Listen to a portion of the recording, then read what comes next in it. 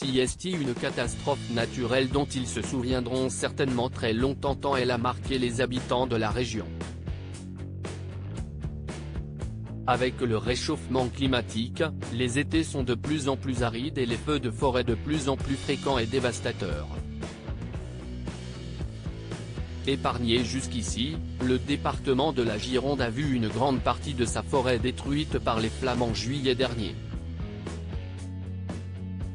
Une situation terrible pour les habitants de la région, parmi lesquels Jérémy Frérot et sa femme, Laure Manodou. Installés sur le bassin d'Arcachon, les amoureux ont vécu au plus près ce désastre, comme ils l'ont raconté pendant les événements sur leurs réseaux sociaux. Le chanteur et l'ancienne nageuse ont même été obligés d'évacuer en urgence lorsque les feux étaient à quelques centaines de mètres de chez eux. Invité de l'émission 1 heure avec.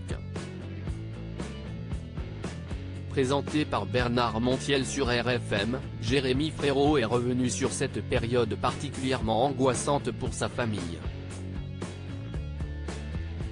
On n'a jamais vu de feu sur le bassin d'Arcachon, raconte encore incrédule l'ancien membre des Frères de la Vega, qui est parti de chez lui en catastrophe pour rejoindre la petite ville de Gujan-Mestras, Gironde, comme il le raconte ensuite. Ouais, c'était pas loin, mais on avait besoin d'être avec d'autres gens pour avoir moins peur.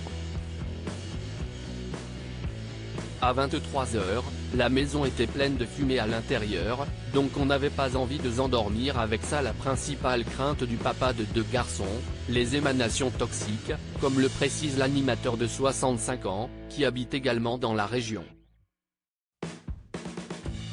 À 23 h, la maison était pleine de fumée à l'intérieur, donc on n'avait pas envie de s'endormir avec ça, explique Jérémy Frérot, avant d'indiquer que la maison était saine et sauve, mais que la situation était difficile à vivre, on voyait les flammes de chez nous.